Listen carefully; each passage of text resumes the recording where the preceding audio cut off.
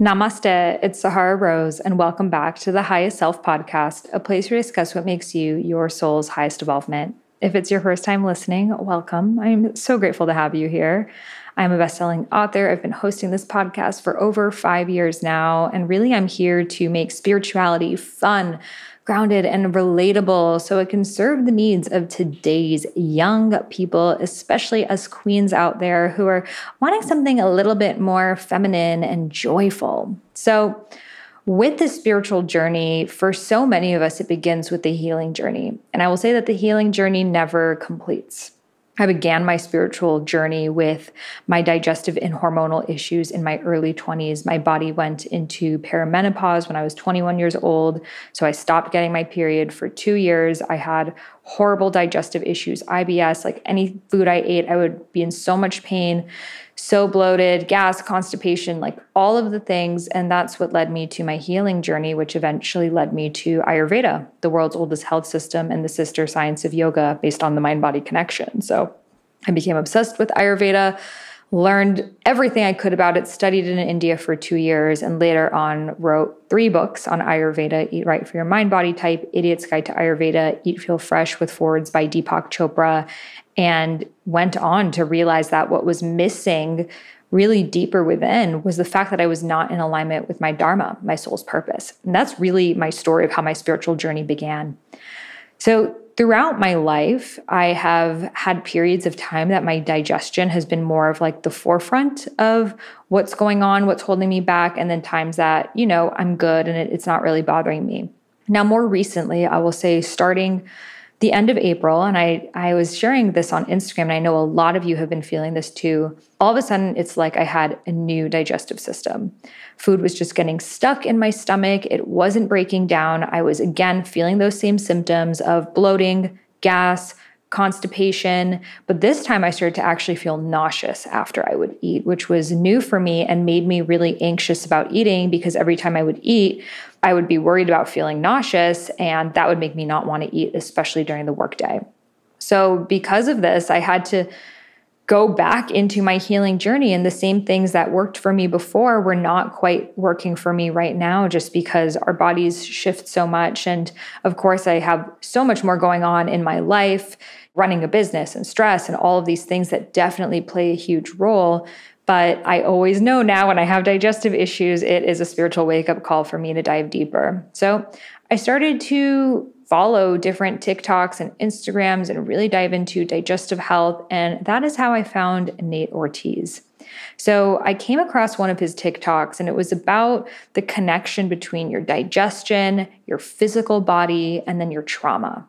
And that to me was just so multifaceted. And that's the realm that I see the world in, that the mind and the body and the spirit are not disconnected, but rather are reflections of each other. And I loved Nate's approach because one, he's from New York. You're going to hear his accent on this. Like, he's so real. He's like the thug, body worker, medical mystic medium, and I love that because I also have that side to me as well. So I just loved him as a person.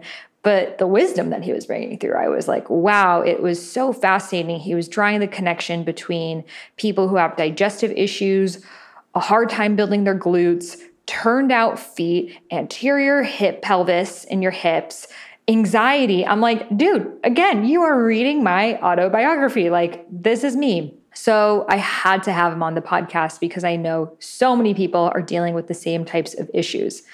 So since this conversation now a few months ago, I have been working with Nate, and it has been incredible. So I was able to see that my hips were twisted, and my hips being twisted were causing asymmetries in my body. And those asymmetries in my body were leading to holding patterns that were not allowing basically my energy to flow. And then also I had very low stomach acid. So I started to take HCl before my foods and having digestive bitters. And I'm happy to say that I no longer feel nauseous after I eat. I feel totally fine now.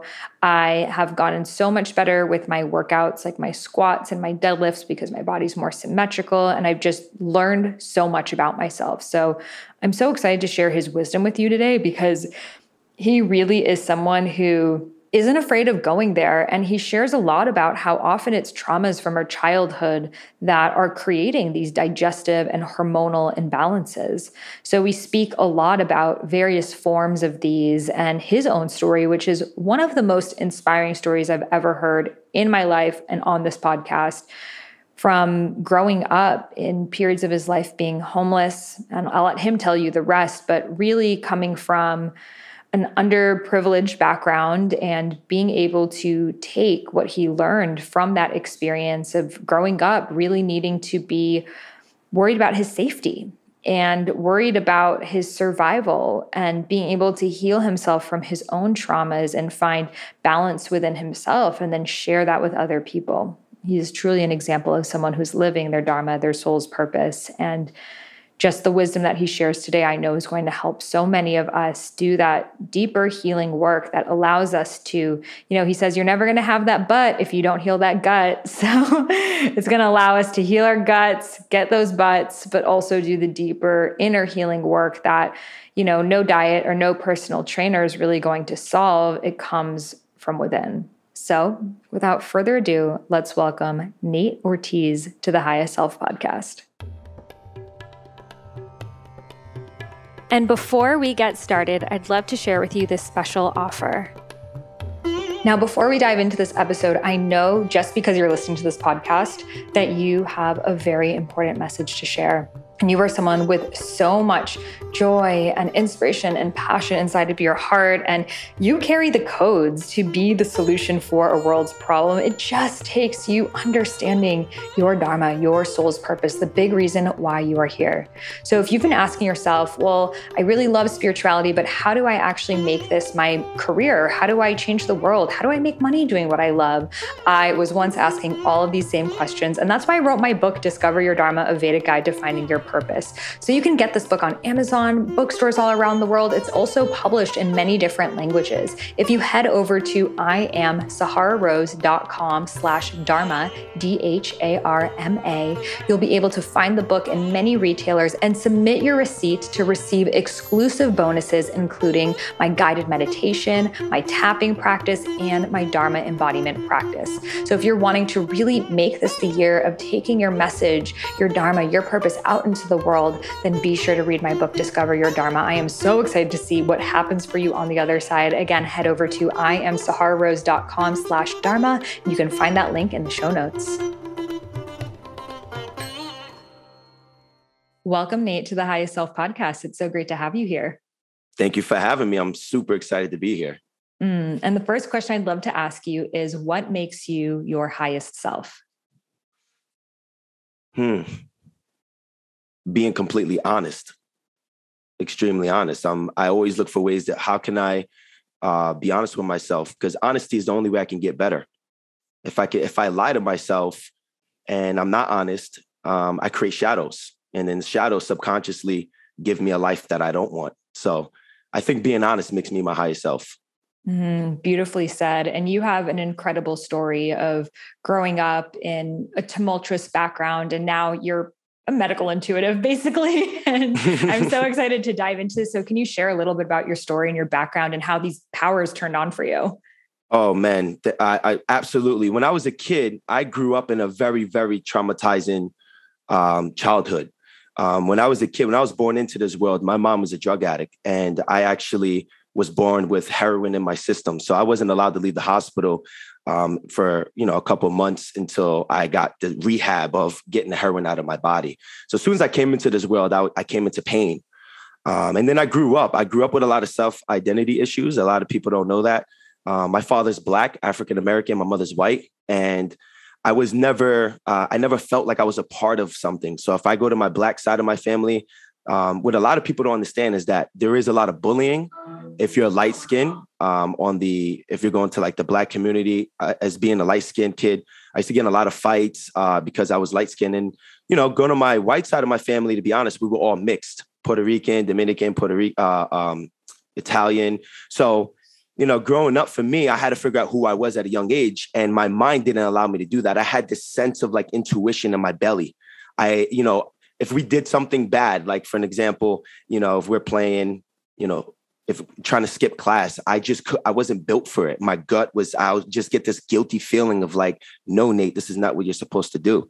But growing up, I was, my mom's and my dad, they both had addictions. And my dad was, kind of a criminal in a way where we were hiding from the cops my whole life. And my mom had, really bad childhood herself, and she didn't get the help that she really needed. I like to look at my mom as a young soul. She's a sweetheart, but she's been through a lot, and she got hooked on some things that, mess with her mental health a lot. So when I grew up, I had a mom that was bipolar, multiple personality disorder, and also either going through withdrawal or on drugs. So I used to open up my room as a kid, and just knowing what to listen out for, I can predict what mom I had that day. And then that taught me body language around like 10 years old. Also, growing up in the streets of Jersey City, New Jersey, there was a lot of crime. I was jumping from neighborhood to neighborhood. I would jump, like I said, to the Black neighborhood one moment, then the Spanish neighborhood, then the white neighborhood. And there was a lot of gangs. So at a young age, I had to really learn intuition of understanding, this guy going to rob me? Is he going to kill me? Are they going to jump me? And as soon as I get a little bit of a intuition that this is not the right block to walk down, I would take the long way, which would probably be an hour, but I knew I can avoid conflict. And then at 11 years old, that's when my life really changed. That's when I learned about manifesting. 11 years old, my sister was murdered. Accused of murder of my niece. My niece had epilepsy. My sister was charged with murder, and her boyfriend was charged with murder. And my mom was only clean for 3 months. She was a great grandmother. She had a reason to be clean. And my mom disappeared for a month. My brother went to jail. My sister went to jail. Her boyfriend went to jail. The state of New Jersey took my nephews away. And at 11 years old, I had my little brother and I'm like, I have to figure out what I'm going to do in my life. I can't go down this road. So I went to school, and they're like, Nate, you need to go to therapy. You need to see a counselor. I'm like, man, I'm not seeing no counselor, because where I'm from, you're too cool to see a counselor. And then his name was Mr. Fernandez. He's like, no, Nate, you need to see a counselor. And I said, no. So I remember one day I went home, and nobody knew that our mom wasn't around. We kept it as a secret. So since nobody knew, we couldn't tell you we were hungry. We couldn't tell you we didn't have money to eat. We couldn't tell you we didn't have clothes. And like I said, my dad was trying his best to provide for us, selling drugs. But, at the same time, my dad is hiding from the cops. So when we spoke to our dad, it was on a payphone, and we'll have like code on the phone. So my dad, we'll meet him at Burger King on Wednesday at like 4 p.m. And we wanted to hang out with dad, but we couldn't, because dad had to go, and we couldn't be seen with dad. It got to the point sometimes my brother and I would have like undetective cops following us from school back to the house to see if our mom is home. It was very, very crazy. So at a young age, I went home at 11 years old, and I said, how do I change this paradigm? My family had all addiction runs through my family. So that's when I found out manifesting. I wrote down a dream, and I said, how can I get out of Jersey City? And I sat there for like 3 hours, and I figured out that we had the #1 basketball school in the country. And it was St. Anthony's, and a coach named Bob Hurley, who was inducted to the Hall of Fame. I'm like, if I could play for this guy, I can get out of all of this. And if I play for this guy when I get older, I can get any job, or anybody's going to believe me, because I play for one of the most respected coaches ever. So I went to school the next day. Mr. Fernandez is like, Nate, for like the 17th time, he's like, Nate, you got to come see me. And I'm like, you're right. I do have to come see you. And he's like, oh. I said, I'll make you a deal. Open up the gym every morning at 6 a.m. and catch my rebounds. And I'll tell you everything you want to know. And he looked at me shocked. And he's like, I'll make you a deal. The day that you miss, you have to come after school. And when you come after school, we're not playing basketball anymore. You're going to talk to me after school. So then I was like, oh man, do I want to make that deal, man? Because if I miss one day, I'm not trying to stay after school. Then I'm like, you know what? Let's go. You got a deal. I never missed a day of school. 6th grade, 7th grade, 8th grade. I went to school with the flu. I went to school with blizzards. You know how you grow up, there's a blizzard and you don't know if school's going to get canceled until like 7, 8 o'clock. I was still in that gym shooting the ball. We'll find out while I was in that gym if I was going to go to school or not. But Mr. Fernandez used to come and tape up St. Anthony players getting scholarships, because everybody that played for Hurley, you're going to college. And he used to put it up, and he used to tell me to go up there, read it, and act like that was my name, and close my eyes and imagine, and then let's go. We're going to go work on your game. And we did that for 3 years. I ended up getting a full scholarship to play for St. Anthony's 3 years later. When I got to St. Anthony's, that's when we went completely homeless. That's when they really found out my mom wasn't home. So we lived in front of the Holland Tunnel, right in front of New York City. And I used to pretend, I used to have to manipulate my brain not to be embarrassed because it's extremely embarrassing. You live there for 3 years. I used to manipulate my brain and I used to say, this hotel is this is my mansion and I got people hanging out in my mansion. It's cool. Right. And that's what I did. And it really helped me. But when days got really low, I used to leave that hotel and walk right up the block to my school. And anytime I felt low, I felt scared. 11 o'clock to this day is still a trauma to me because that's when we had to pay that hotel. And I'll be in school shaking, sweating, texting my dad, did you make it? Did you make the payment? Are we okay? You know, and there's sometimes we didn't make the payment. Sometimes we did make the payment. But no matter what, how bad things got, I used to look over and I had New York City as my skyline my whole life. And I'm like, man, life is so bad for me right now. One day they're going to write a book on me. I'm going to make it out of this situation. But I'm right here next to New York City. It could have been worse. You know, so, even though I lost my whole family, even though my mom, is going through a lot, my dad's going through a lot. I'm like, man, I'm right here next to New York City. So I end up being homeless, playing. And then out of nowhere, we got an apartment my junior year in high school. And then that year they started a football program. They're like, Nate, why don't you just give it a try? I'm like, all right, fine. I'll give it a try. I became the first Division I football player in school history. Then I went on to play I chose a small school because I wanted somebody to teach me more about football. I didn't know what I was doing. I'll go to huddle. They're like, just run straight. I'm like, okay. So I played for Delaware State University. And that's when I was like, when I go to school, all my teammates took easy classes and things. And I went for the hard one. I'm getting my bachelor of science. I'm going for movement science. I want to know everything about the body because I have digestive issues, rheumatoid arthritis. I have learning disabilities. I couldn't read until I was about 20 years old. When I was born, since I was born on drugs, they told my dad that I was going to be mentally challenged growing up, that I would never be a normal kid.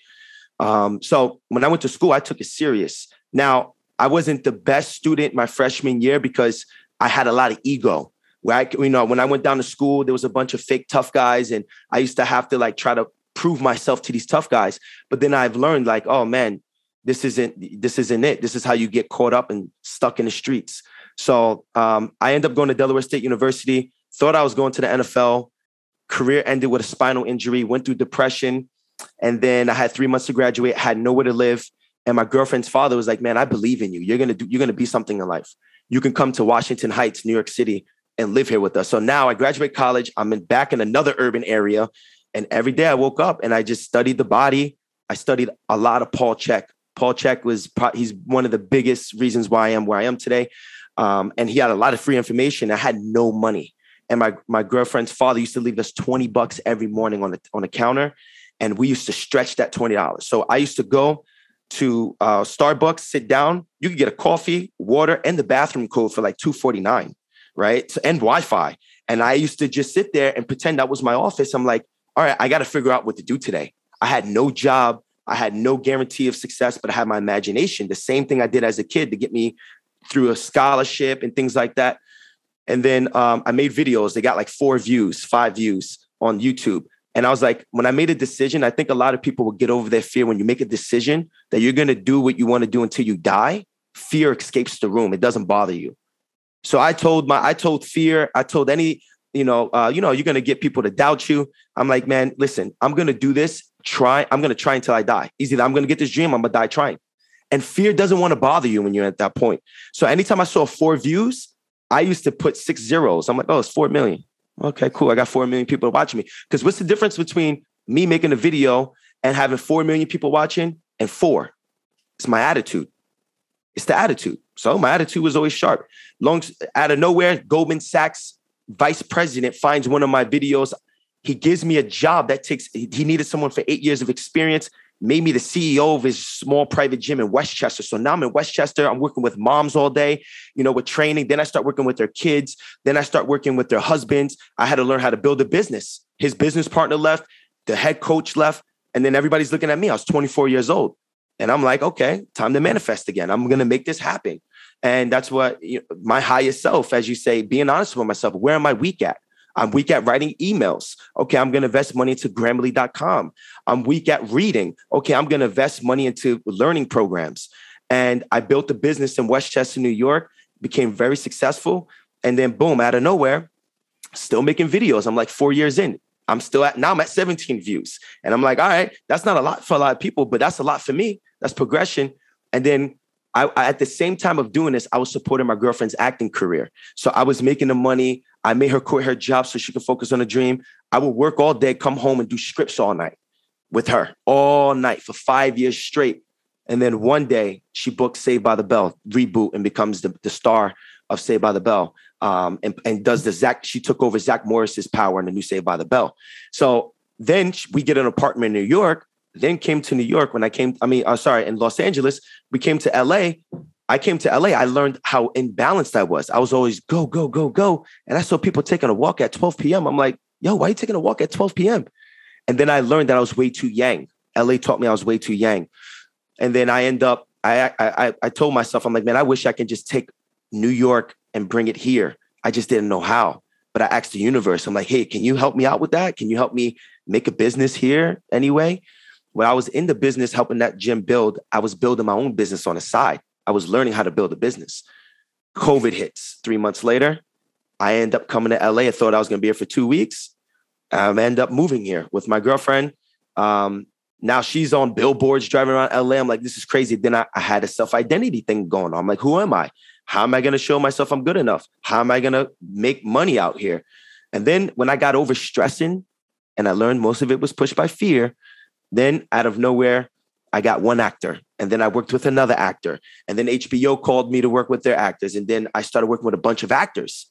And then I got Corday, who's the Grammy-nominated hip-hop artist. And we need to get him ready with Naomi Osaka to get ready for a GQ magazine shoot. And I'm pulling up to their house, wait to my Honda, go in their house, working them out. And I told Corday one day, I said, look, if you listen to everything I'm going to tell you to do with your mind, your body, your digestion, your skin, everything, you're going to look like a whole new person. And I said, if you don't, I'll pay you. We made that deal. Corday lost 35 pounds with me, no longer need to see skincare people. I fixed his ankle. I rehabbed his ankle. No more digestive issues. Naomi Osaka jumped in a lot of workouts. She ended up winning the Australian Open. And then I was still making videos. And then one day someone said, try TikTok. And I took my videos, I chopped it up, put it on TikTok, and out of nowhere just blew up from last June of 2020 to today, 230,000 followers, over 30 plus million views. It went insane. So yeah, I know that that was a fast version of my story, but I'm sorry if I went a little long, but I feel like I don't want to cheat you, you know? There's so much there. And wow, I was with you every single step in that journey, and just your like old soul ability to see the higher picture, no matter where you were at in life. And the thing that you said, I once said that to myself of, this is just the shitty part of my memoir. You know, one day this will be part of my book and I will look back on this. And it's really hard for people to have that awareness when they're in the experience. It feels like this is it. This is who I am. This is my identity. So I love that from such a young age, you were continually able to take these really challenging and painful experiences and be able to see the higher vision and transmute them. And the way that following your intuition has guided you now, and your TikTok is how I found you and how you're here, and just the ripple effect continues. So thank you so much for trusting your intuition, and for being an example for so many people who also have families with addictions and trauma, and to show people what's possible on the other side. Yeah. Thank you. And I say all that to say, I had to learn about my body. I had to learn about my trauma. I had to see how things from everything from digestive system, core muscles, lower back, consciousness, how each level of the body holds its own information. And when I went to school, we isolated the body. And then when I went to the checks, I became a check. That's when I went to go study on the Paul Chek. I'm a level 3, 1, 2, and 3 Chek practitioner. And, you know, Angie Chek, Paul Chek, you know, they mentored me, and learning that and connecting the science with both. I'm like, oh, this is beautiful, you know, and that's what I'm able to do. When I was a kid, I've learned the power of how the body's connected to the mind. When I remember my stepfather came home from prison, and he was a different guy. And I'm like, he's no longer angry. He wasn't drinking. And he'll get up every morning at 7 a.m, go to the park and work out. So one day I'm like, hey, can I come with you? He's like, of course. So we went, and him and the other guys from jail would be doing pull-ups, push-ups, and with 15, 20 minutes in the workout, they start expressing their feelings. I'm like, whoa. What is this? And I was like, probably like 12, I was around 12, 13 years old. I'm like, I need to learn, because since I was a kid, I always wanted to know why. And I'll do push-ups with them. And I started working out, and I walked away from that workout and I felt different.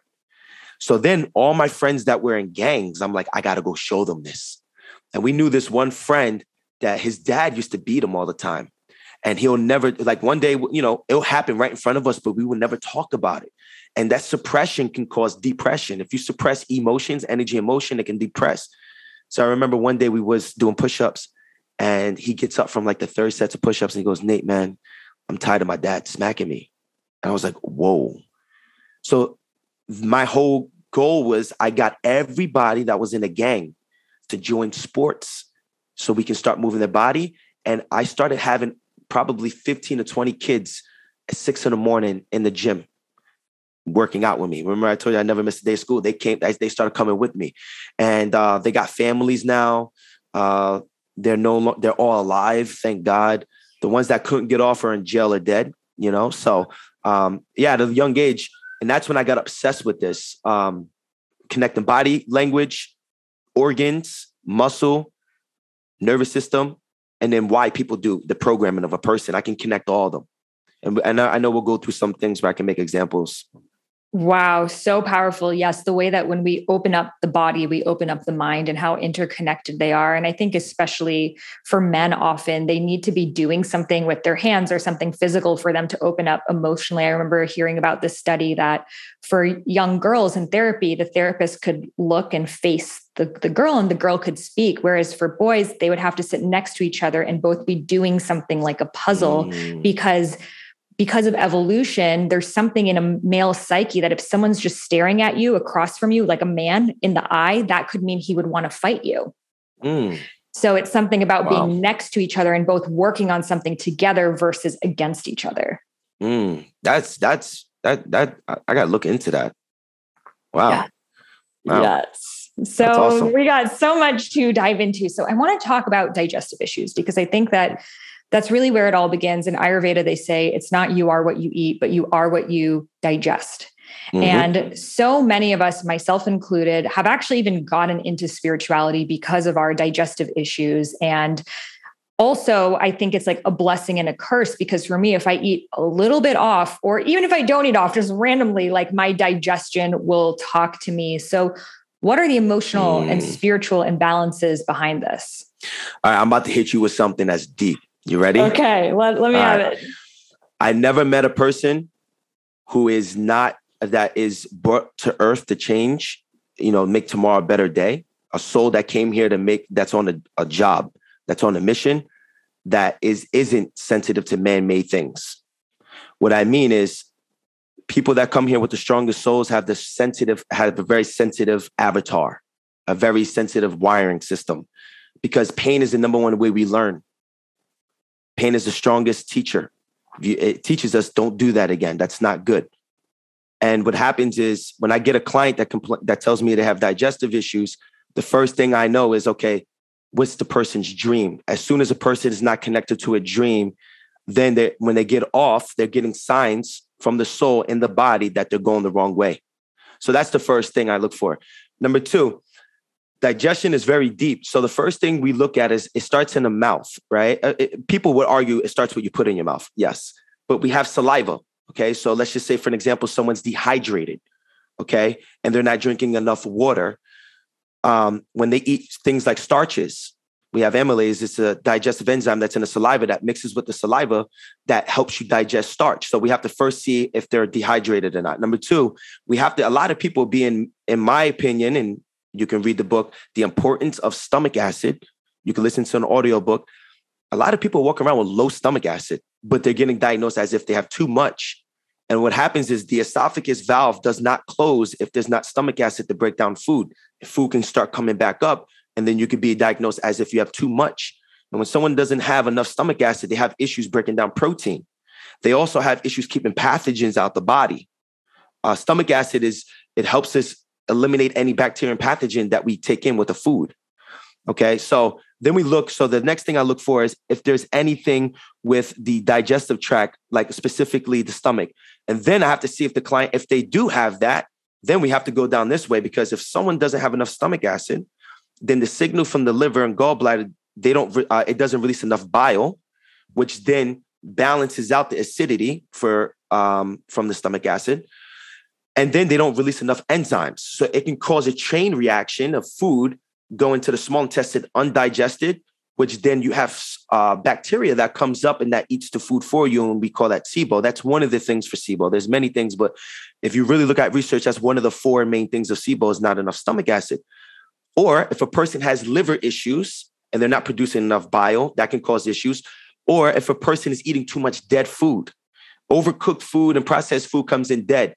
And if you read the book, Enzyme Nutrition by Dr. Edward Howe, he predicts, and his assumption is that most of our degenerational diseases are from not having enough enzymes in our diet. And anytime we don't eat food that has this natural enzyme, the more dead or more cooked the food is or processed it is, we have to sacrifice our metabolic enzymes to then come down to that transfer into the pancreas that then convert it into pancreatic enzymes to help us break down food. Okay, so there's many different things. And then we can get to the gut itself.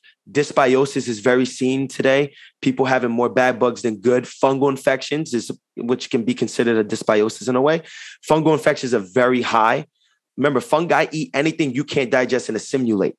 Okay, and then, so these are the things that I see. So the first thing I'll do with a client when I get them, see where the problem is. And then I can try to predict. So that's the organ. Then I can automatically know what muscle connects around that. Your transverse abdominis, which protects your lower back and your spine.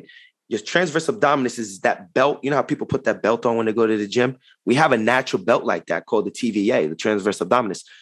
When the body has an organ that's inflamed, it signals to the muscle nearest to it on that nerve channel that is inflamed, which then the muscle picks up as if it's in pain and inhibition of that muscle turns off. And then now the body has to compensate into something called an anterior pelvic tilt. The first position would be the hips fall forward, QR muscles get tight. And then now when a person walks or runs, they're usually going to be utilizing more of the gluteus medius rather than the maximus. And they're going to create a tight lower back and pain and hip pain. And then if they keep that up for a long period of time, the body will shift to protect the spine to go into something called a sway back. Feet would turn out, butt cheeks get really tight. And you can kind of take a pencil or a pen and put it right between the butt cheeks and the pen doesn't move. So we went from an organ, communication to the nerve, and then a muscle. And then the fourth layer, I call the 4 layers of strength. The fourth layer is going to be the consciousness. In my opinion, I have no scientific research, but I want to dig deep on this. Each nerve connects to a muscle, an organ. They connect. The best example to think, your heart connects to your left chest. And what's the emotion of the heart? I love you, or I have a grudge against you, right? The heart, so you have the muscle, the nerve, the organ. I think that since they all use the same neurotic loop, is what I call it, I think they communicate to the limbic system because it creates very consistent issues. For people with digestive issues, they could be very insecure, workaholics. They can sometimes be controlling, angry. They care what other people think. Sensitive to criticism is another one. Substance, they like substance. They're usually emotional eaters. They can be an emotional eater. So, and then this usually problems, I look for problems from their life or trauma from 14 to 21 years old. So we dive in all of them. But the first thing that we do with a person like that is, and I work with a lot of women, 85% of my clients are women. I have to tell, women like, hey, when we work together, the first week of homework, you got to track your bowel movements for 7 days. Some of them are like, oh my God, I'm not telling you my bowels, Nate, and I'm like, you got to, because it's a report card of what's going on. So then we see what kind of bowels we're getting. Constipation is usually not enough fiber, not enough water. And then in some cases, not enough bile from the liver. Diarrhea is a way for the body to eliminate something that it doesn't want. And then alternating between hard and soft stools is a huge sign of dysbiosis and a fungal infection. So where we start off is we put them on something like a caveman diet. A lot of people don't like it when I say that nuts and seeds are very hard and grains are very hard to digest. Those are the first three things I take out of a client's diet with dairy. And then we see what kind of water they're drinking. We take out tap water. We put good water in there. We put organic food. And I like to use soluble fruits, meaning soluble fruits are the fruits that the bacteria, the microbiome like to eat. And then we start seeing what we do from there. And then each week we adjust. After I attack the digestive system, then I immediately have to go to the muscular system and rehab the muscular system. I went to school for strength and condition, movement science, nutrition, physical therapy. So then we do a program to fix their hips.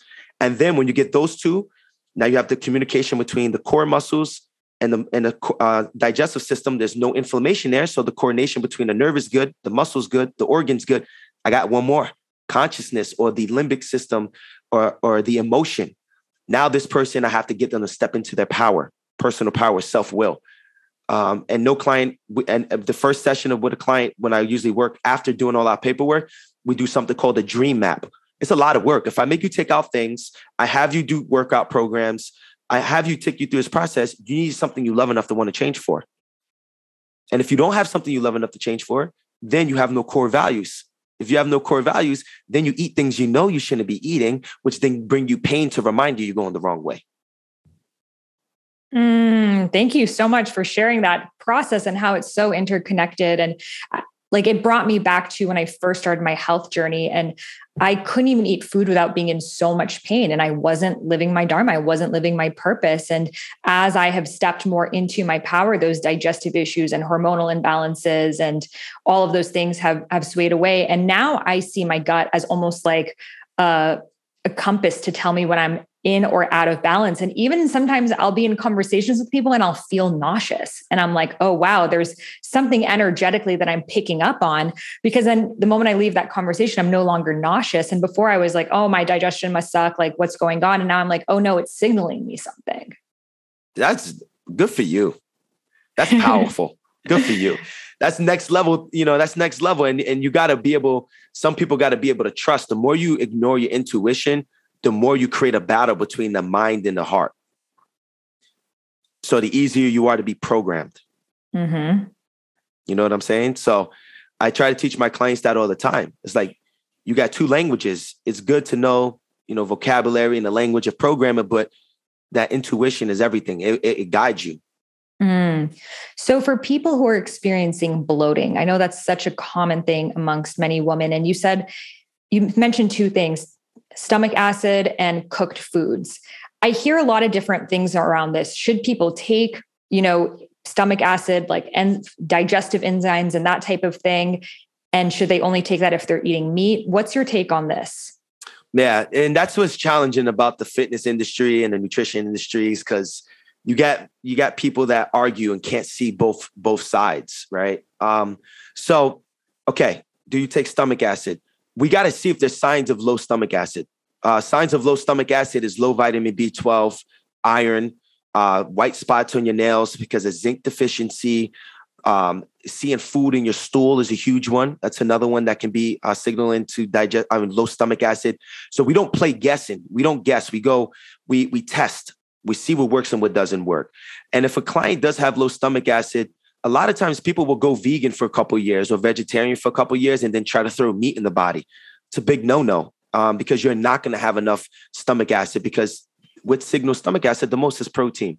So the first thing I would do with that client is immediately, if they do have low stomach acid, we would do something like take 2 tablespoons of apple cider vinegar, put it in water, and then drink it, and then eat the meat and tell me if you feel better.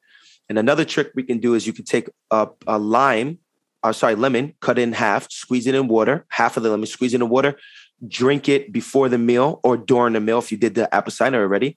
And then after the meat, after you're done, drink it after. And if you feel like there's no bloating there no more, that just told us that we may need to take hydrochloric acid for a couple of weeks to get the stomach acid going and it stimulates stomach acid. And then a sign that someone can do for if they're doing that, a trick that we learned is that you take one before a meal. And as you eat, if you don't feel a warmness in your belly, and if this only goes if you have low stomach acid, okay, you don't want to do this if you have high. And then the next meal you go to, and you continue to increase until you feel warmness in your stomach. And I can't tell you how many times the average person that has low stomach acid, we're looking at 12 to 19 hydrochloric acid pills before they feel that warmness. And then, of course, over time, it comes down, right? I have a client from Sacramento who she was at 19 and now we're at 11 with her, but she's a whole different human being. I'm going to get my master's to become a mental clinician therapist in trauma with the emphasis on trauma right now. So I got to get more into studies. It's been, when I graduated in 2017, I didn't have to do so many studies like demanded on me. I did it on my own time. But if you look up depressed people, there's a high correlation between depression and vitamin D. We know that, but there's a huge correlation between depression and protein deficiency. Now, remember, you said it in the beginning. It's not what you eat, it's about what you digest. Well, if you're eating meat and you can't digest it, it can create a lot of issues as far as being deficient in vitamin B12, iron, zinc, etc.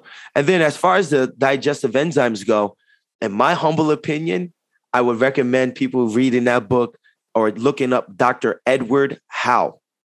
Look up that information or read his book. I would forever take a digestive enzyme. What Dr. Edward Howe shows over and over and over and over in his book is that people don't die from old age. People die from a lack of enzymes. Because enzymes are life force. So unless you're on a completely raw diet, which I'm not saying is a bad thing, but you're only helping yourself throwing an enzyme in there. If you read that information, you'll be blown away. You'll just be blown away. So, when a client comes to me, I never tell them what to do or what to believe, because that's manipulation. I tell my client, hey, let's try this, or listen out to this. I'm going to send you these references.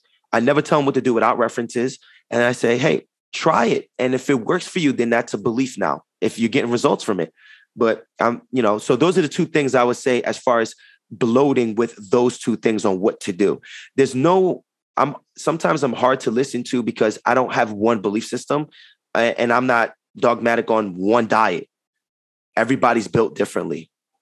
Same. I believe in that as well. And I remember a few years ago, I actually tried the HCL and seeing how many I could take. And I remember I took 8 and I still couldn't feel anything. And I was like, there's no way I should take more than this. And I just kind of stopped the experiment. But as you're speaking, I'm like, I probably still do have low stomach acid because I was a raw vegan for so many years and, vegan. And I do have such a sensitive stomach. So apple cider vinegar, I feel, is a really great, just like natural way to get that going again. And I crave lemons. Like I want to eat lemons, which is a sign from my body of, I want that acidity. Mm-hmm. That's a huge sign. Yeah. And when if a person is not digesting, remember, fungi would digest and assimilate anything you can't digest and assimilate. And fungi or bacteria would digest it, right? So when they eat, they create bloating. They can create inflammation in the digestive tract, which then can create, remember, if you got bloating, I'm not so much concerned about bloating because of the looks. I'm concerned about what it does to the muscular system. Nobody really talks about that a lot. I mean, outside of Paul Chek, nobody really speaks about that a lot or is aware of the importance of not being bloated because of your muscular system. You'll go see, I got people who see chiropractors 3 times a week because they readjust it. I'm like, hey, look, I'm not against that. I think that's a beautiful thing, but can I ask you a question? They're like, yeah. I'm like, how long have you been doing this for? Oh yeah, 2 years. I'm like, okay. Have you ever thought about what's causing you to get the pain back instead of, trying to get a quick, adjustment? So what happens is if you're bloated, you're going to have a lot of compensation from everywhere from your hips to your ankles to your shoulders, like in neck. It has to happen. The body compensates since that TVA is not working. And I don't advise you lifting heavy. I don't advise you running because the more you put that into the nervous system, the more of an imbalance you create and the harder it is to get out of it. Wow. I mean, I really resonate with the ankle pronation and feet turned outward and the lower back. And I was also a dancer growing up too. So I trained myself to walk kind of with my feet turned out, but I think it's also related to that. So if someone is bloated, is that maybe preventing them from gaining muscle in their stomach? Well, absolutely. Because if the muscle is bloated, then you're going to compensate with the upper abdominals that can attach to the rib cage that then will pull you into something called the internal rotation, but you'll never really get into the transverse abdominis or lower abdominis. So the definition of your stomach won't be present with bloating. And yes, you won't be able to fire through that muscle due to the neurons, the nerves being inflamed from the communication of the organs. So that's why a lot of people wake up one day, they ain't do no ab workout or nothing like that. They wake up with no bloating. They're like, oh, look at my stomach, and then they eat and then they have bloating immediately. So it does take away the definition and the ability to train the muscles of the internal obliques, lower abdominals, transverse abdominis. And you will compensate if you keep doing your like crunches and things, which you shouldn't be doing, especially if you're bloated. You will compensate by the upper abdominals pulling down the rib cage. So now your body is going to be an internal rotation. When your shoulders go in, your neck comes forward, and now you get a bunch of neck pain going in the back. And then now you're going to be messing with the zone 4 is what we call it, the heart chakra, zone 4, speaking up from your chest, doing something you love in life, your beliefs about relationships, etc. So now I got to go with that. So we got a lot of digging to do. So that's why we need to know what your dream is. We got a lot of work to do. And as soon as a person knows their dream, they in deep down inside, remember, being honest with yourself is being at your highest self. People really know the truth. When they really sit there and think about it, 9 times out of 10, I'm talking to a client, they're like, I know corn makes me bloated. I'll take it out. I'm like, how long did you know that? I knew this since I was a kid. But why didn't they change? Because if they don't have a reason to change, they won't. Why would we change if we don't have a reason to? That's why we figure out a dream. And this is where I have to do a lot of life coaching, because we'll go to a dream and then figure out what they want and then figure out why they're not actually taking the steps towards that dream because of belief systems, mom, dad, trauma, being molested as a kid. And that's when I have to go down that. Beautiful. And I had the same epiphany when I was on my own healing journey of why am I even doing this? Do I get a gold star at the end for having perfect digestion? And I realized that what I was really searching for was my soul's purpose, the big reason why I'm here. And I started to write a book, and writing that book and giving my energy to something that's greater than me healed me beyond any form of, and I still totally believe in vitamins and nutrition and all of that, but having that deeper sense of purpose rose me above any of these pains and obstacles. So yes, it's like in that collective feeling of connecting to something so much greater. So, and I love that you stuck with your gifts and sharing your gifts, and that's what allowed you to be seen and recognized. So another question that a lot of listeners had were around hormonal imbalances. What are some of the emotional and spiritual reasons why, especially so many women today have different hormonal imbalances, are being diagnosed with PCOS, fibromyalgia, endometriosis? Where is this all coming from? Ooh, okay, let's do this. This is going to be a deep one. All right. So I'm going to break the science down to be simple so I don't overwhelm the audience. When the body is in fight or flight, okay, we turn on the sympathetic system, sympathetic nervous system, okay, which is opposite of the parasympathetic nervous system. The sympathetic nervous system is a fight, flight, or freeze. Okay, a lot of us are learning about the freeze moment, which means if something stressful happens, we run as fast as we can. If there's a tiger that comes into the room, our adrenaline goes so high, we can run through a door, not feel anything, and run as fast as we can. Well, what happens is a lot of women are, or at least my clients and my girlfriend, have high levels of stress. Okay. High levels of stress come in different ways. It's just not mental stress. Okay. There can be stress that comes from digestion. Okay. Not digesting, assimilating food causes stress on the system. It can be dehydration. It can be overstimulating the body with caffeine. It can be not sleeping enough. Imagine, and then I'm saying these things and there's people listening like, well, that's all me. Okay, so if you have more than 1 or 2 things that you can relate to as far as what's bringing stress, EMF, right, brings stress. What happens is the more stress you bring in the body, your stress doesn't say, okay, this is mental stress, I'm going to put this here. Okay, this is digestive stress, I'm going to put this here. No, it goes into one bucket. And then the nervous system becomes overwhelmed and it gets the body going fight or flight. Now, in fight or flight, the body does not want to reproduce. The body doesn't want to reproduce because the body is built to see when the sympathetic system is firing or it's turned on, especially when it's overwhelmed. It just overwhelmed with responsibilities and turned on. the body senses that the environment isn't safe. So what happens is we go through something called progesterone steal. With women go through progesterone steal. Men do too, but this we're talking about women in this situation. Now your B5 and your cholesterol that feeds pronedolone is stolen from feeding your hormones of testosterone, estrogen, and DHEA. It is stolen. Progesterone steals it to feed cortisol. Now cortisol being spiked goes through the hypothalamus, the pituitary gland, the adrenals, which then goes through adrenals again, and then releases adrenaline, glucocorticoids, okay? When the body has to produce its own blood sugar. Now a client will have blood sugar issues as they go. And then too much of this signal starts to block the thyroid from working properly. And then people will develop thyroid issues, okay? So when it comes up to infertility, I have a client I just did an episode. She's on my podcast. Her name is Christine. She didn't have her period since she was 14 years old. She's been trying to have a kid with her boyfriend for like the last couple of years. She can't get pregnant. She can't have a period. She just had her first period. She had 2 periods back to back with me. What did I do? First thing I went in when I got Christine on the phone, she was fired up.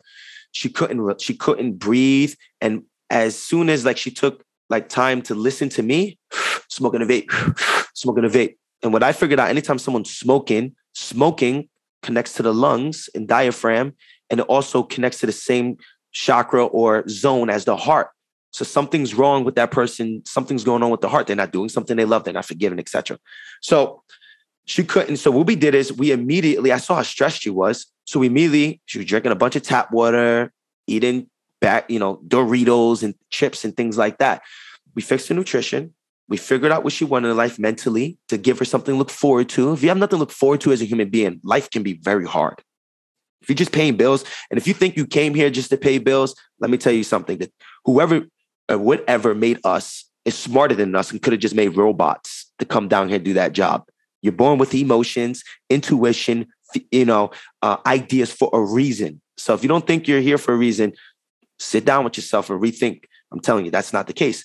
So then after fixing her lifestyle factors and doing a bunch of other work, she got her period back. But, she was told by her doctor she may never have it again and all these things. And I'm not anything against the doctor, but this is what they told her. So when it comes down to infertility, we got to see how stressed the client is. Now, PCOS is heavily connected to insulin resistance. I have a client right now in Australia that has PCOS. And I said, what's your A1C number? She goes, well, I just learned this. In Australia, they don't tell you your numbers. The doctor will call you and tell you what's going on, but they don't give you your own paperwork or copy of your paperwork. So I'm like, what are your numbers? She's like, I don't know. I said, I can bet money that your blood sugar, your fasting glucose is high, and I can bet money that your A1C is high. You're insulin resistant. We got to fix your nutrition. We got to put you more on what I like to do with clients is I don't like to eliminate a whole food group, but if people are insulin resistant, they're going to be sensitive to lean meat because that spikes insulin, and starches. Those are the first 2 things that I play around with. And what we do is we give them berries, we give them organic meats, green leafy vegetables, and we figure out and a whole bunch of other vegetables, and we make it work for them where now, if I put a client on that and their bowels are not good, their skin is not good, their energy is not good, their weight's not going down, then it's not working, right? So then I have to go to another thing and try something else. So immediately when you adjust these things, then the client loses 20, 30 pounds, blood sugar goes down, and then PCOS markers aren't the same. Now, you can stress out the reproductive system when women are bloated and the colon is pushing down on the ovaries. You could do a lot of damage to the ovaries by because remember, why do women get bloated when it's that time of the month? Why do you think you get bloated when it's that time of the month? Just the size of your womb really expands. Mm-hmm. It becomes inflamed. Mm-hmm. And the nerves that connect to the lower abdominals in the pelvic floor connect to the ovaries as well. And what the body says is, the ovaries right now need my attention more than the muscle does. So it takes the blood flow, oxygen, and the nutrition that usually feeds both and pulls it a little more towards the organ. So then the lower abdominis is not firing as well, and you get that little pouch and get bloated. And then from there, so I'm saying that, imagine when you don't have that time of the month and you're inflamed from eating food and now you're bloated.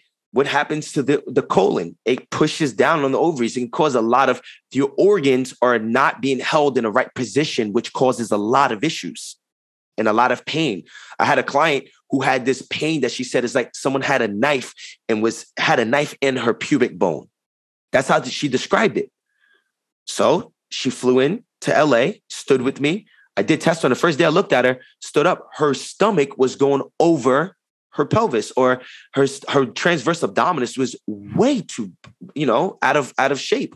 So we had to redo the diet, train the transverse abdominis, retrain the glutes, communication with the glutes and hamstrings. And then she no longer had that pain. So with the ovaries, the PCOS, we got to look at, my opinion, we go and I look for insulin resistance. And then I support them with a bunch of research with it. I say, do your own research.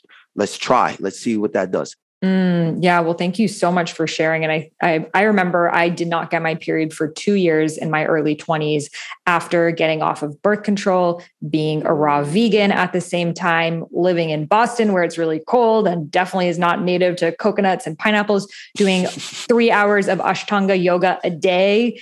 Wow. And being disconnected from my purpose, disconnected from my feminine, stressed, like all of the things that my body like physically was like, it is not safe for you to create a child. So it had to shut that off. And again, it was part of my path to bring me back into my feminine and receiving and all of that. But it's so interesting the way that the body will like turn off systems if it feels like it can get in the way of your safety. 100%. It's a beautiful thing. I love it. I love the body. I love learning about it. And I love helping people realize, I came up with this term in with my work as hero syndrome. I just made it up one day. Hero syndrome was when somebody is out of alignment with their core values and putting we and all in front of I, putting your family, your friends, your work in front of taking care of yourself. These people usually they're the hero to everybody. And they can get extremely numb to regular stress signals. Their body's just numb to it. It's nothing to them. The only time they really pay attention is when it's a crisis. And the reason why I'm speaking about that is because I love when I could get those clients to realize the small signals again. But then the only way I can do that is to, have them realize that most of their stress and digestive issues are coming from not having time for themselves because they're putting everybody in front of themselves. Absolutely. And I want to ask you about intermittent fasting. What are your thoughts on this? Who is it right for? Who is it not? That's a good question. All right. In 2012, I did intermittent fasting. I lost probably 60 pounds off of it. I did it when it was not popular, when it wasn't a good thing. When I woke up in the morning, my only job, this was my off season from playing football. This was the spring semester, so we didn't have practice or anything. The only thing I had to do is get up and go to 4 classes a day. And then I'll do a light workout and watch YouTube videos all day. And it was great. It worked great. I lost a lot of muscle. I'm just giving you my own experience. I couldn't lift as heavy. And then I tried it again after 2017 to lose weight. I lost the weight. I lost a lot of muscle again. I lost too much muscle. And then here's my opinion on it. If you're not a stressed person, and intermittent fasting is a beautiful thing, right? If you're not stressed, if you don't have a lot of responsibilities, I mean, there's research and I've had experience with it and I have clients who have experience with it who got great results. But when I I never believed in stress until I was like 25, 26. I thought stress was all like, if your mindset is too weak, it's a very yang energy, right? It's like, dude, no, that's not true. But the body taught me better. It gave me a panic attack. And I thought I was going to die. It was the scariest day of my life. I thought I was having a heart attack. I was losing consciousness. So when your body's under a lot of stress, when you go intermittent fast, you're pushing the button a little more to release your own and getting to keto can be challenging for some people. But if you're intermittent fasting and you're not in the keto diet and you're jumping in between using body fat for energy one moment and then using, calories from food another moment, it can be challenging. It depends on the person. So we depend on the person based on the amount of stress that person has. A person that's really stressed is going to have glucocorticoid and blood sugar issues. And that's going to create energy spikes and then drops. And then that can burn out the adrenals. And then that can cause issues with what? The thyroid. So in school, in my integrative health practitioner school, we learned that intermittent fasting can be very tricky for people because, especially drinking coffee when you're doing it, because it can just stem up those adrenals more to release your own blood sugar and cause problems.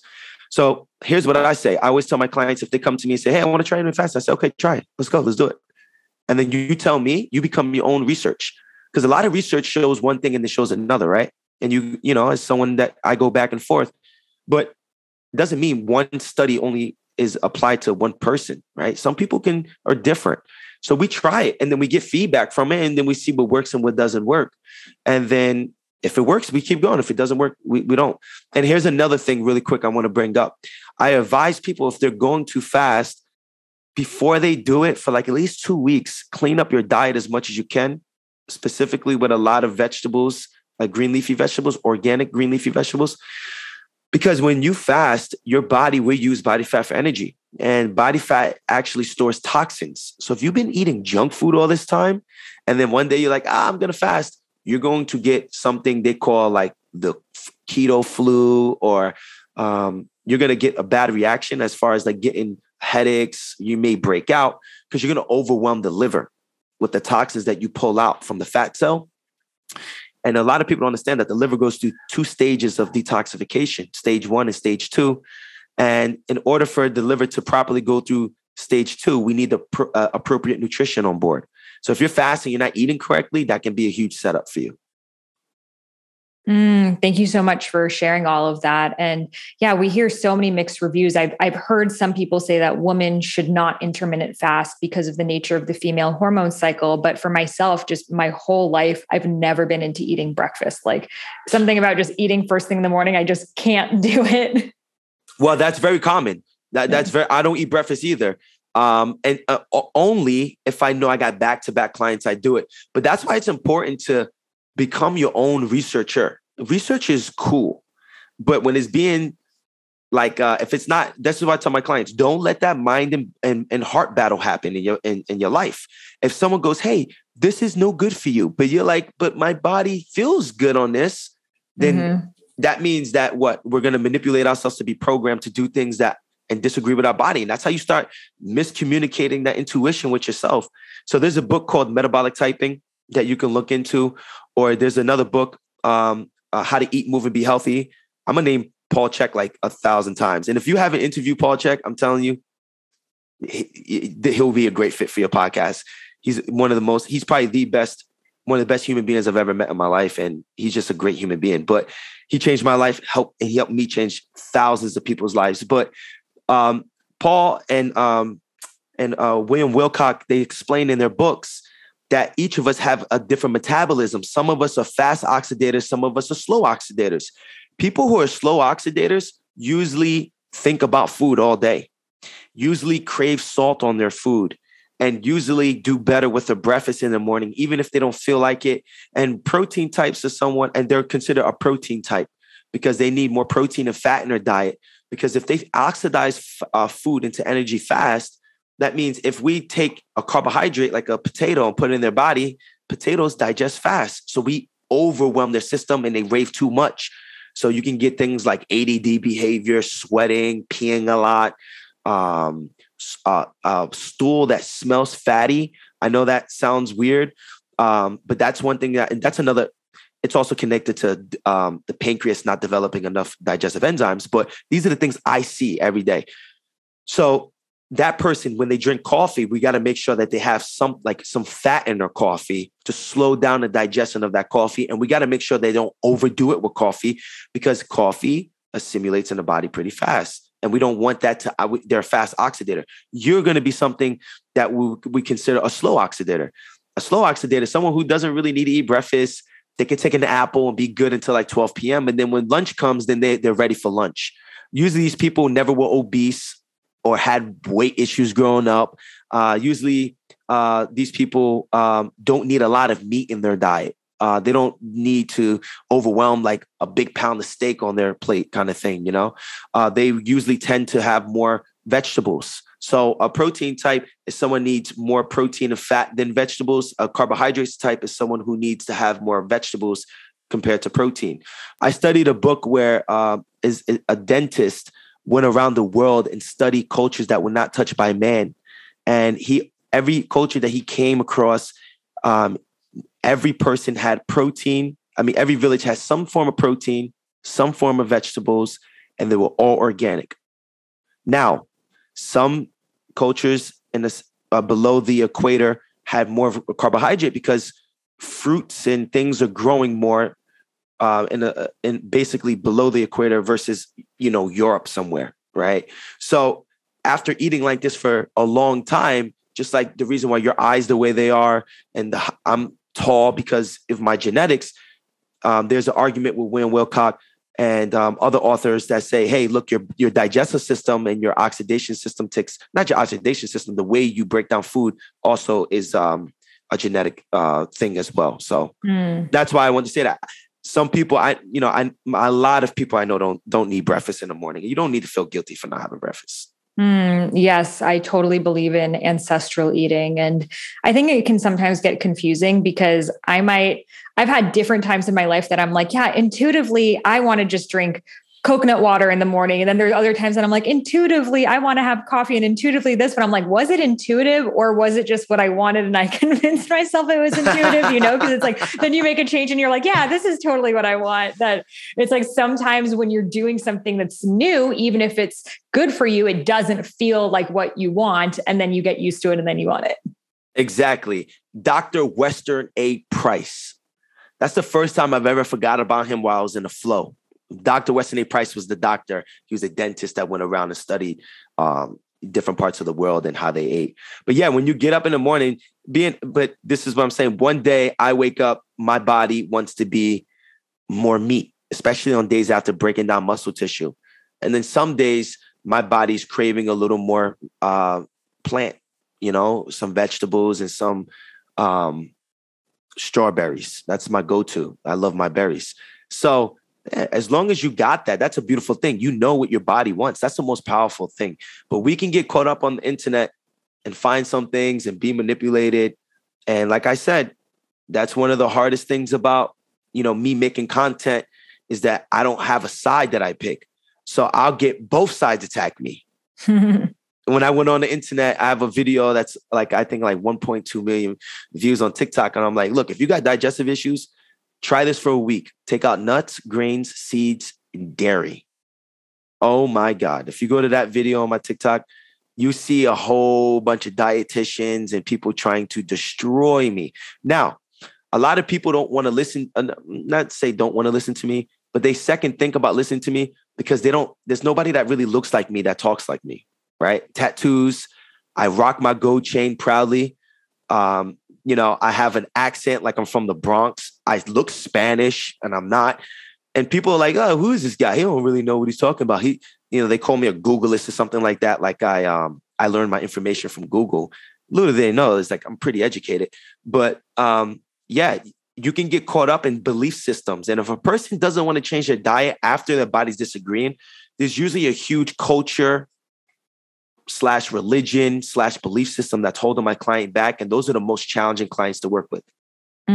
So good. And that's the thing with nutrition. Everyone's going to have their own opinion. And if there was one diet for the whole world, we would have figured it out by now. Every single place around the world has a different type of eating, which changes according to the season, which changes according to historical time periods before the agricultural revolution, post-agricultural revolution. So how can we just say that there's one form of eating when it's never been the same? So that's the beauty of it. It's like we get to choose and we get to, I think at the end of the day, it's your belief systems around it as well. If you believe that something you're eating is toxic, it's going to be toxic. If you believe something's going to be healthy, it has a higher likelihood to be healthy. I mean, even just blessing your food is going to increase the nutritional value of it. Yes, absolutely. And I'll give a little tip too. If you're listening to somebody who had abs their whole life and doesn't know what it's like to be in your position and is telling you that you can eat a particular way and every time you eat that way, it's not working for you. This person's probably not that relatable to listen to. Mm-hmm. You know what I'm saying? So, Jay-Z said, everybody could tell you how to do it, but they never did it. And that line was like everything to me growing up because, I'm pretty sure you got the same thing when you start in your career, people telling you, oh, you can't do this. So it's not supposed to be like that. I'm like, yeah, sure. Show me. Everybody could tell you how to do it, but they never did it. It's one of the strongest lines strongest lines I believe Jay-Z said. He has a lot of them, but yeah, it all depends. And I say this, we could be fair. In my humble opinion, if there's some type of fermented vegetable, some type of fiber, meat, we're going in a good direction. Mm-hmm. We all got the same enemy. It's the processed food. It's the junk. So it's like, oh, you want to eat that way? How's it? One thing we learn is like when a client is, oh, this diet works great for me. I had this one client that came here and she had a very bad fungal infection. It was all over her skin, every joint in her body. The signs of fungal infections, pimples that don't clear, joint cracking and popping, inability to control your joints. If you have a deep fungal infection, like your hips, for an example, you always have hip issues and stiffness. Dandruff, stick your tongue out, see if there's white coating in the back of the tongue. Craving sugar before bed is a huge one. So as she came in, she's like, I'm like, yeah, maybe we need to take out like eating that much of this particular food. She's like, no, that works for me. I'm like, yeah. She's like, yes, okay. I said, okay. So next week she comes, still the same problem, still.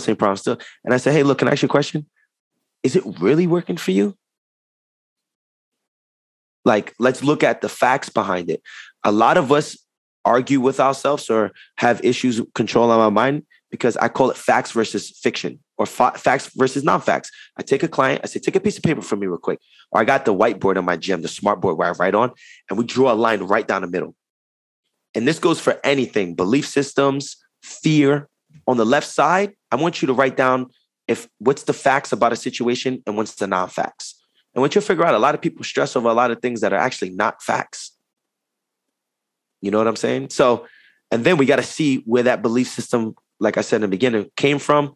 And usually, I told you, I work with a lot of women. If I work with a woman that is molested at a young age, I talk to my clients like I come with nothing but love, because number one, the first thing I tell them is like, look, I'm a man. I don't know exactly all the things that you're feeling. That would be very ignorant for me to say. But I have empathy and compassion, and my goal is to mentor you as best as I can for you to be the best version of yourself. Okay, so when you get a client that's been molested at a young age, I can see that just by how they stand. I could tell you what's wrong with somebody just by seeing you stand or how you look at me, how you turn your shoulder, how you use your hands. And, sometimes my girlfriend will have different hairstylists come to the house. Like she has to do like a show. She's like, babe, do it to her. I'm like, babe, you can't do that, bro. That's not nice. She's like, no, babe, do it. Look, he's going to show you what's wrong with you. And then now it's like a thing in like LA, like all the hairstylists and makeup artists, they're like, where's your boyfriend? Come on, read me. I'm like, yo, you can't just do that. But what you look for is it's not really hard. Number one, eye contact. I learned the body language from living on the streets and learn how to survive. But then you connect that to if a person's shifted to the left, watch this trick. It's 80% accurate. If a person shifted to the left and a person has more pain on the left side of the body throughout their life, I want to know what happened to mom growing up, and I want to know what's going on with mom now. If it's on the right side, I want to know what happened to dad growing up and what's going on with dad now. So if a person comes to me and had issues with dad, I don't talk a lot. I can't look as an authority because it could be a trigger. If I work with a client and they were molested at a young age, I don't come nowhere near a client. Like, how do I do this stretch with my hips? I don't touch a client. I don't get nowhere near them. I show them exactly how it's done because I'm very respectful. And the fitness industry, I have a certification in that as well. So, that can be, there's guys that may not, or people may not move that way. I want to make sure that there's nobody's uncomfortable in my facility. So what I'll do is, if a person was molested at a young age, you talk to the inner child. And usually this is the experience that I see. I call them a zone 2 client. Women that molested at a young age, hip issues, lower back issues, usually attracted to red lipstick, and red it's the pillows. Sacral chakra. Yes, it is. Yes, it is. They're very connected to that. They are, as you know, they can be manipulated or they can be manipulators. They can be people who manipulate you. Usually they put on a shell. I call it a shell. They put on this look. 3 things. They're either funny, they're either sarcastic, or they could be both. Or if you see them at a grocery store, they put this face on. They call the resting mean face, we can say, the resting B face, that you don't want to even get near them. You think they're tough. They're really tough. Man, these people are the most loving people in the world. As soon as you get deep, it's like, chocolate. As soon as you crack the chocolate, the caramel comes out. They're like the sweetest people in the world. But usually they have to protect themselves. Usually that can create issues with zone 5, right? The mask itself, the throat chakra, of pretending to be someone they're not. So usually when you get them to start, you get their trust, you talk to the inner child, they usually are in relationships with men who can be manipulated. Bad experience with men or bad experience with fathers. So when I come in their life, they never had, the clients that I'm talking about, they never had someone who was a male who is doing pretty cool things in their life actually believe in them. And I'm like, yo, I'm about to show you everything I do. I'm no different than you. Here's what we're going to do. And those are usually the most successful entrepreneurs. And those clients that I work with, in my experience, and I worked with probably 40 of them in the last 365 days. Because when I take on a client, it's a lot of work. I only can take on a great amount of them, as much as I can. It takes me, for the paperwork alone, it takes me like 5 hours, because I can't go in and guess. You got to go in and you need to know everything on how to, help a client. But yeah, so I say all that to say, with different clients, you have to change up your style. There's not a one-way belief system with that either, Yes. Thank you so much for sharing that, and the way that trauma creates these protection mechanisms in our bodies and our nervous systems to keep us safe, and how when we don't heal from that, it can prevent us from really being seen and experiencing love. But if we can heal from that, we can even take that experience and use it to serve our greatest gifts. So thank you so much for sharing that. And you also made a video about why people often remember trauma later in life. Can you share a little bit about that? Absolutely. So, I got into all this because this is me. 4 autoimmune diseases. I have, vitiligo. If you can see through the camera, my hair started to turn white at 16. My skin started to turn white. I got white spots on my feet, my hips, rheumatoid arthritis. I couldn't walk some days. So trauma shows up later is because as we go through the trauma, so I'll give you an example. When we go through the trauma of being molested, men are molested too. Okay. It goes both ways, but let's just say a person's molested. There's 3 reasons I find out with my experience that a client never told anybody. Number 1, it's somebody usually close to the family. Number 2, they're scared nobody's going to believe them. And number 3, when they do tell their parents, the parents say, don't say anything because it's an embarrassment. So that suppression, emotion means energy and motion. That's why it's called emotion. Energy and motion. If there's a suppression of that emotion, now what connects that emotion? What's connected to that? The nervous system of the hips, the nerves that connect the hips to the ovaries, to your lower back, your sacral, right? So it's all connected. So the more you suppress that feeling of expression, you depress it in to that particular, we call it, we don't really call it, but let's just say a memory card of that part of your body. So as we go on with life, you gotta figure out who's your friends in school. You got to figure out what sport you're going to play. You're going to figure out if that boy likes you. You got to figure out things about yourself as you continue to go. So through 1 to 21 years old, we're going through the ability to learn on how to survive, where to go. All right. From 1 to 8, it's the consciousness of safety, security.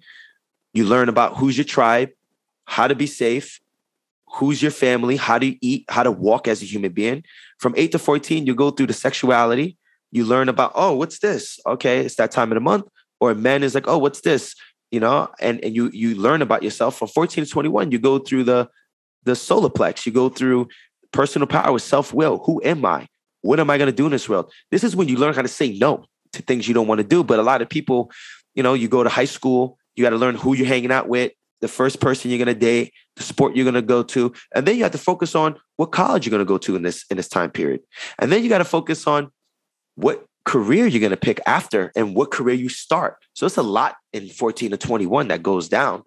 And then from 21 to 28, usually people experience their first real heartbreak, because that's the consciousness of the heart. And you tick, tick, tick. Yeah. There you go. There you go. Right. So then you have to. So if as we go through life, we're trying our best to get to the next thing, and then you get that job, and then you're making money, and then you're sitting down one day, and then you got all these self-destructive behavior things going on, and then you have all these bad habits, and then you find a skillful coach or therapist, and they make you aware of the trauma that you have is creating these things. The reason why it's showing up now is because you never really had time to really think about it. Not everybody is privileged to sit with a counselor, you know? And when I was with my counselor from 6th to 8th grade, I was playing ball. I zoned out. I forgot what was even taught. I was expressing everything because I was expressing energy, moving the body. The first thing I do with a client that's experiencing like low energy, depression, let's go express. Let's go walk. I can't tell you how many clients I got down the first 30 pounds just by fixing nutrition and doing 3 to 4 walks. I call it a high energy walk. And what that means is when you go on your walk, nobody with negative energy is allowed to go on that walk with you. You're not allowed to walk in a negative neighborhood. I don't care if you got to get in your car, drive 15 minutes, go to the neighborhood you want to live in. Look how I study people. What do they wear? How do they talk? When I was in Westchester, all these people, they had a lot of money. Westchester is very successful people. I studied everything. They wore Lululemon. They wore these shoes called Cloud shoes. They all use an Amex card. They all had a luxury car. Okay. So I studied everything. So guess what? I started investing money in Lululemon. Right. I was going to work with Lululemon on, the Cloud shoes, all of that. Because I want to feel that success. How do I feel that success? Well, before it actually comes physically, you can use your imagination. And as you use your imagination, you rise the vibration of your body, and the universe gives you exactly where your vibe is at. The people, the money, the circumstances, the opportunities. So what I say is we go on that positive walk, positive music, positive podcast. Nobody negative is allowed to walk with you, and you do it in a positive environment.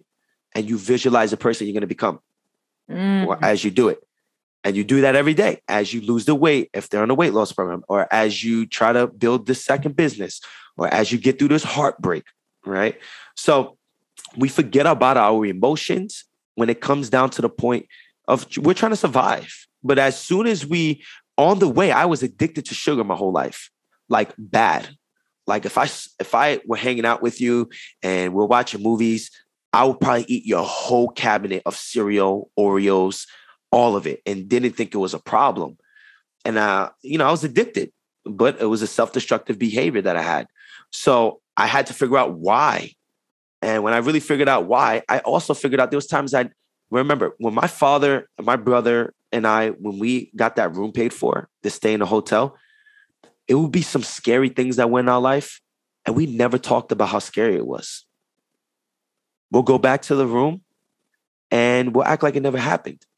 And we got really, really good at doing that. Man, look, when I got deep into this and I'm obsessed on being honest with myself. If I'm honest about something, my girlfriend would be in the middle of studying a script. I'm like, I got to tell you something. She's like, oh, babe, I'm like, no. I got to say it now.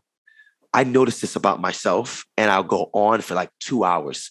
Sometimes she'll fall asleep. She'll, I'm sorry, babe, I'm listening. Please go on. And because I'm always honest with myself, I went at 24, I got over my sugar addiction. because I realized that my father and I never talked about some things that we went through growing up. And I went and I started to tell him how important it was. And he was like, yeah. And my dad started to see a therapist, so it was, and then I got my brothers start talking, and then it brought me to a level of like a closure with that. But I no longer had those cravings for sugar anymore. And it's just connected. It's a beautiful thing. So we start realizing our trauma when we actually, are not racing towards life, or when we become aware of our subconscious behavior. Beautiful. But growing up and through 21, it's like, it's cool. Let's go get drunk.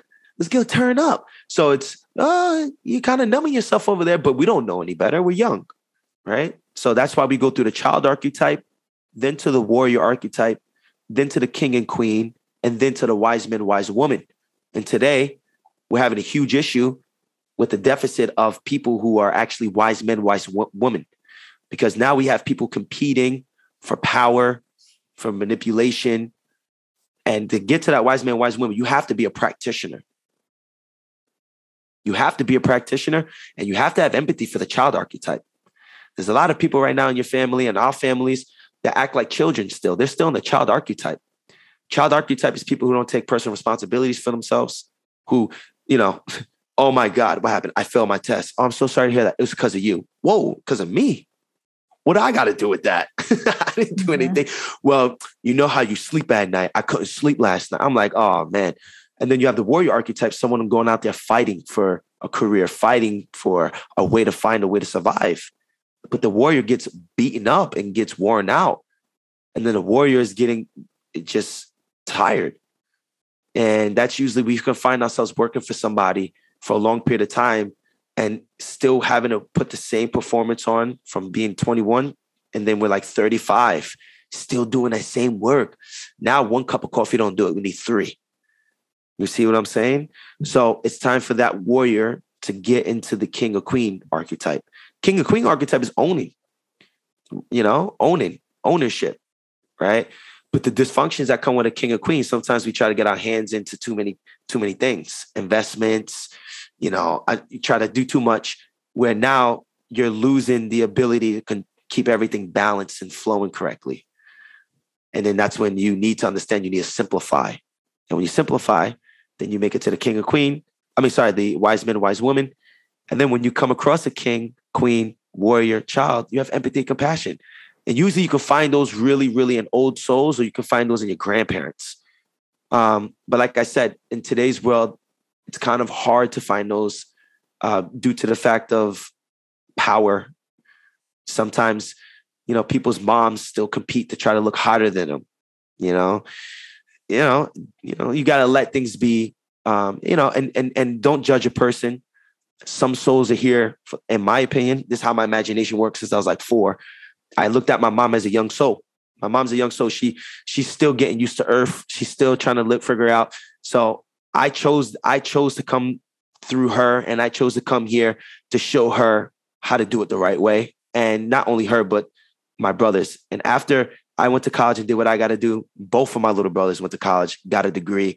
Both of them got great careers.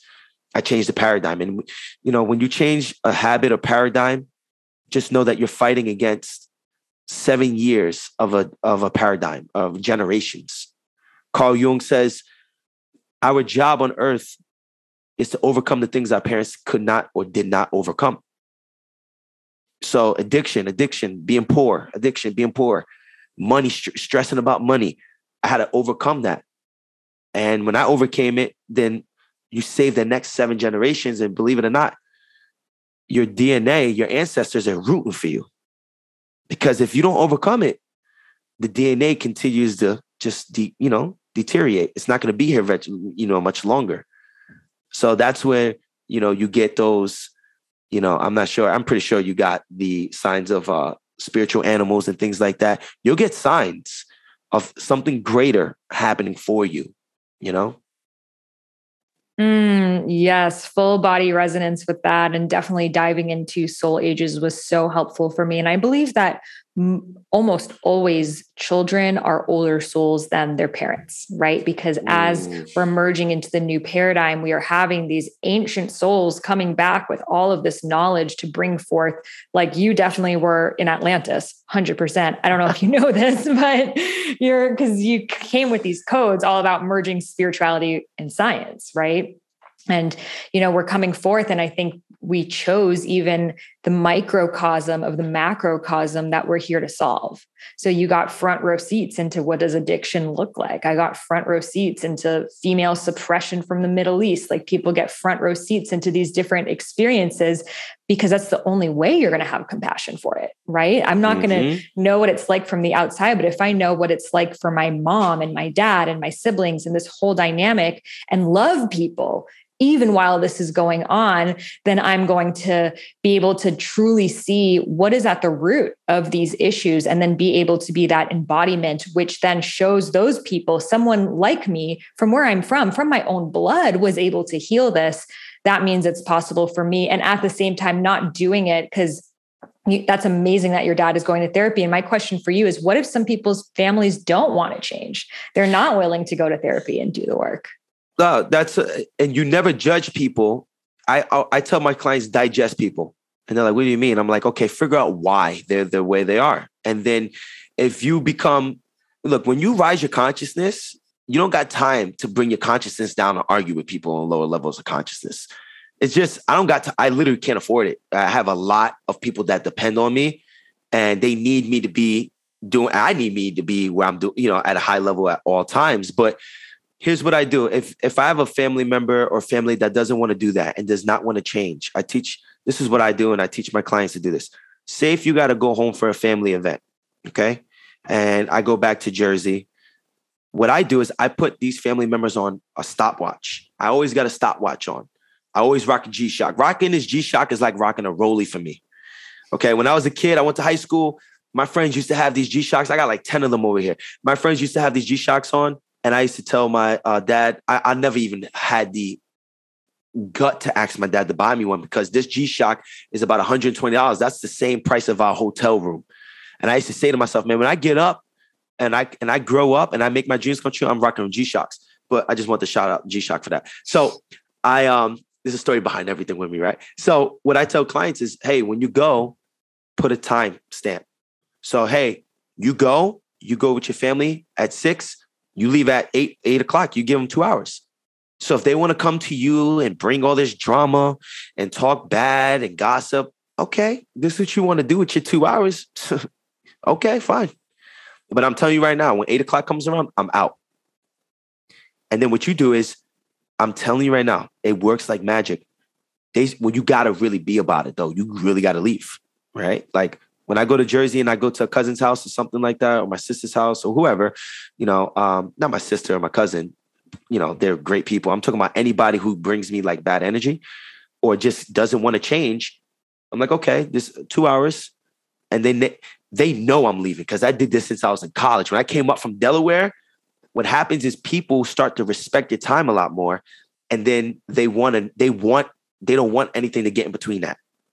Okay, so they're like, fine. He's going to leave in 2 hours. Let me not talk about that. Right? That's number one. Number two, you got to be the silent teacher.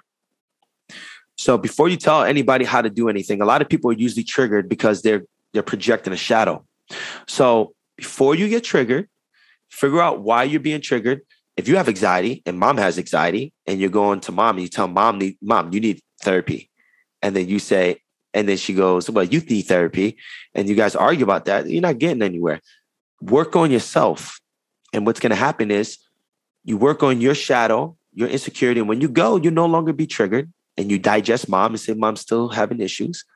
And then mom, it'll be like when you guys are in the kitchen cooking, she'll come up to you, look around and go, hey, what'd you do for your anxiety?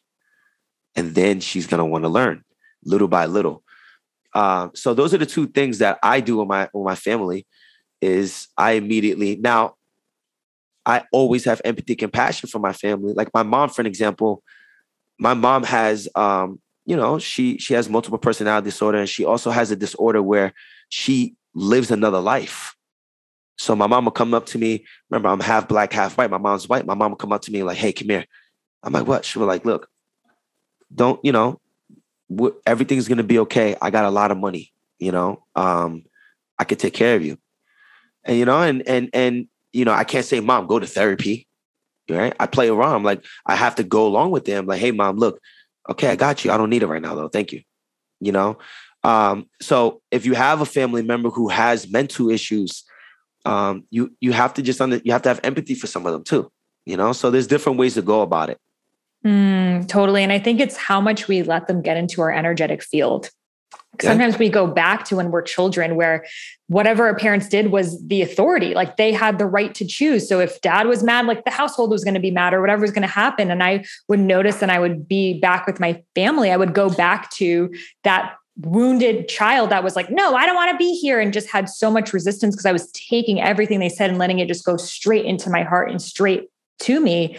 And now, unfortunately, often I have to stay with them because it's considered rude to not. So I'm like, I wish I could do that 2-hour thing, but I just have to be like, don't take it personally. Like, that's okay. And I'm not responsible for fixing them either.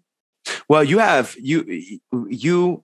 that's a perfect example. I'm happy you brought that up. I have empathy for you because that is something you will not be able to overcome with a mindset. And here's the reason why I said that.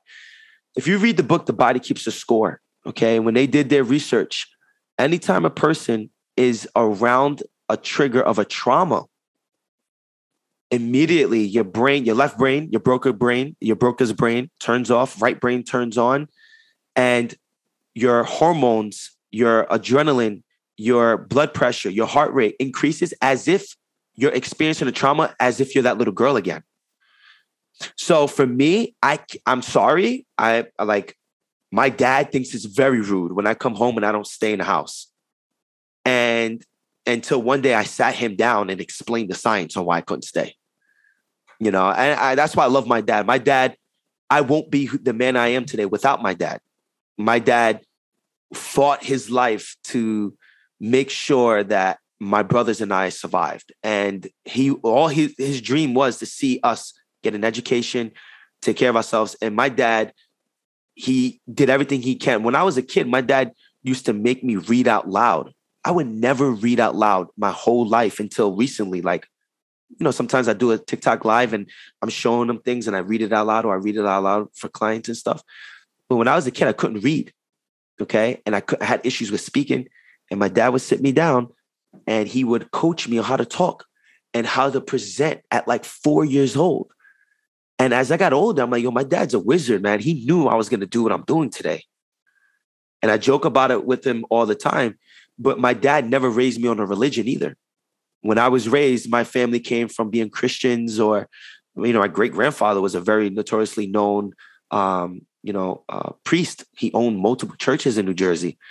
But when I grew up, I used to tell my dad, I'm like, yo, Dad, I was like 7 years old. I went up to my dad. They put me in to be in a choir. And I was in a Black community, and I got bullied a lot. I didn't share that until recently, but I got bullied a lot. Not all my Black cousins bullied me, but I did get bullied a lot. So I remember going to church one day. I'm like, Dad, do I have to be Christian? And he's like, no, you don't have to be Christian. And at a young age, my dad and I would have conversations about the world. And we will sit down and we'll watch the History Channel with each other. And we studied all religions, all cultures, the science behind all of them. And when I grew up, I didn't grow up with one belief system of a religion. Now, I was telling a client told me the other day something about like, I don't want to go off topic, but it was pretty funny because I read this on one of your comments. And I'm like, oh, maybe she can relate. I'm new to this. New Age religion or something like that. I don't know. Somebody that I know of, you know, told me that they're going to pray for me because I'm a New Age religion guy. I'm like, look, I don't know what you're talking about.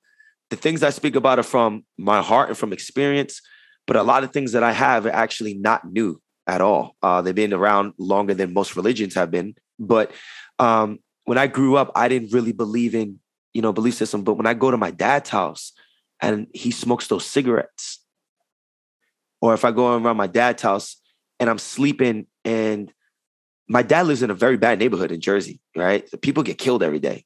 So I'm like, Dad, I just made it out the hood. I am not trying to put my life at stake. I want to come here, visit you, but the longer I stay here, the higher chances I am of not making it out of this neighborhood here, you know?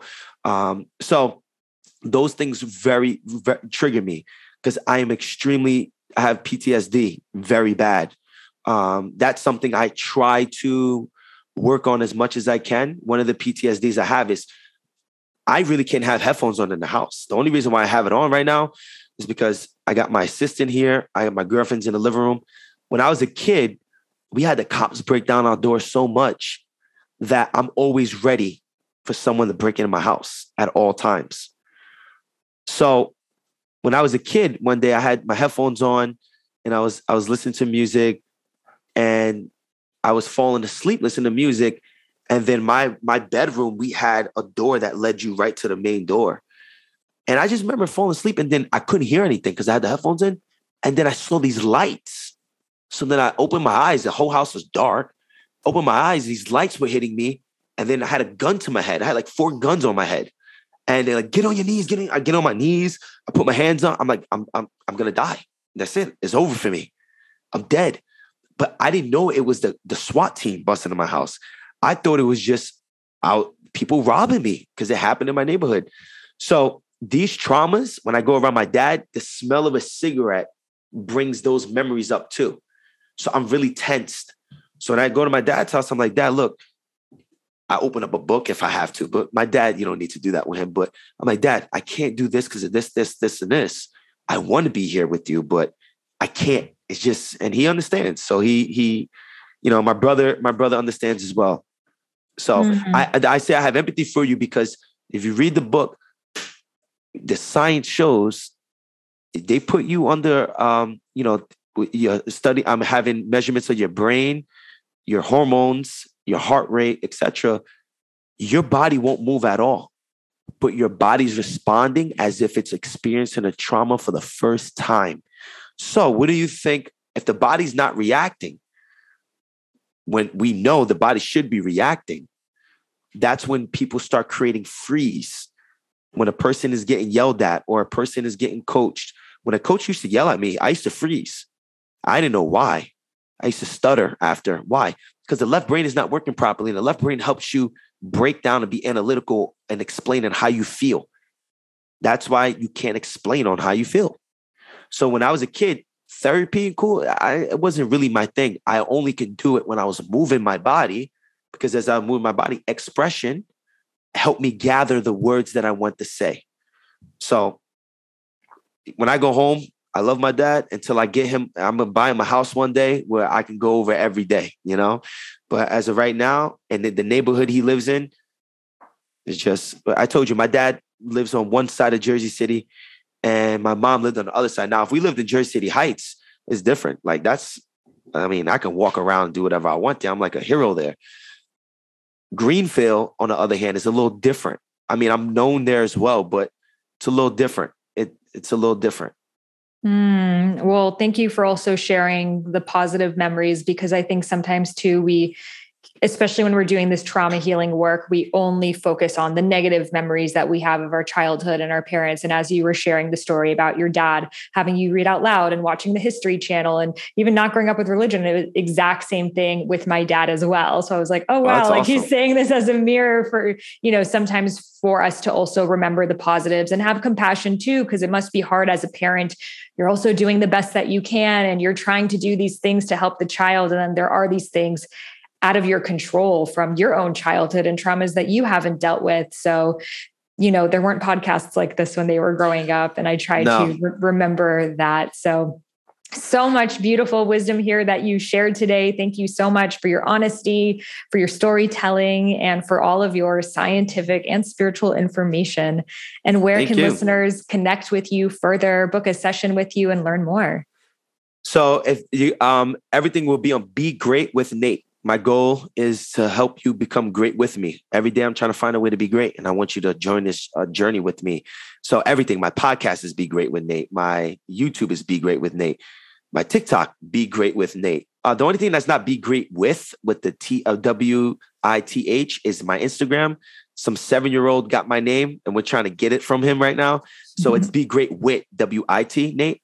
And then, begreatwithnate.com. You should find all the information there as far as booking a session and, in the podcast and things like that. Beautiful. Well, thank you so much for sharing your wisdom here today. Thank you for allowing me to do my thing. I appreciate that. I really do. Wow. That was one of the most profound conversations I have had on this podcast. Just the level of wisdom, the story, the example of someone really overcoming the greatest pains and turning it into their purpose is so beyond inspiring. And of course, the fact that I have applied so many of his teachings and tools into my life and been able to see a benefit. So I know you can too. So be sure to follow him on his YouTube, on his Instagram, Be Great With Nate. He is amazing. And I'll definitely have him back on the podcast. So leave a review for the podcast and include any questions that you have. And I will take those questions and have him back on so we can do another deep dive around any form of hormonal, health, digestive, mind, body, spirit related questions and have him back on the podcast to dive into it. So thank you so much for tuning in. And again, feel free to leave a beautiful review. It really helps the podcast be heard by new people. Share your questions in there. And as a gift, I will send you the first half of my unreleased book, Eat Right for Your Mind, Body Type. So all you got to do is leave a review for the book, email it over to me at Sahara@eatfeelfresh.com. Again, that's Sahara, Sahara, at eatfeelfresh.com. And I will send you the first half of my unreleased book for writing a review for the podcast. And if you missed that email, you can find it all in the show notes. Thank you so much for tuning in, and I'll see you on the next one. Namaste.